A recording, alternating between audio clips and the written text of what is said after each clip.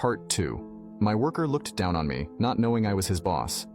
I apologized and asked when I would be seated because I had been waiting patiently for more than 45 minutes. The waitress, still annoyed, looked at me and told me to wait patiently while someone would come to seat me. 5 minutes later, another family came in and asked to be seated, and the same waitress immediately took them to an empty table. At this point, I knew she was judging me based on my appearance, and I was getting frustrated. I decided I didn't want to waste any more time and left the restaurant 10 minutes later. I left fuming with anger, never having felt so disrespected in my life. I decided to come back 30 minutes before closing, around the time my son usually returns to the store to do paperwork. When I walked in, the first thing I saw was the same waitress in the lobby. She saw me and gave me the biggest side-eye, full of attitude. She scoffed and said, "You again? Didn't you get the hint the first time?" Again, I was shocked and said, "Excuse me? Do you not know how to treat people with respect?"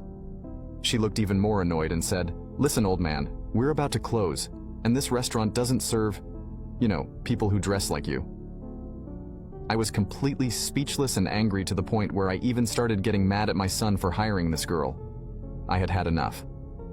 Just as I was about to start yelling, my son walked by and said, "Dad, what are you doing here?"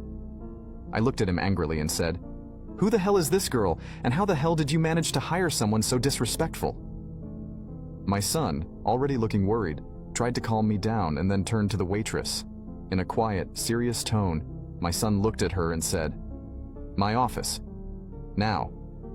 I had some time to calm myself down, and as I walked into my son's office, I looked at the waitress and said, "I want your friend here too." I hadn't forgotten about the other waitress who also ignored me when I first sat down. My son, sitting quietly, then spoke. "Do you realize that this man is my father? The one who owns all 12 of the restaurants in this city?" Both waitresses were silent until they started apologizing. I cut them off mid-sentence and said, "Save it, because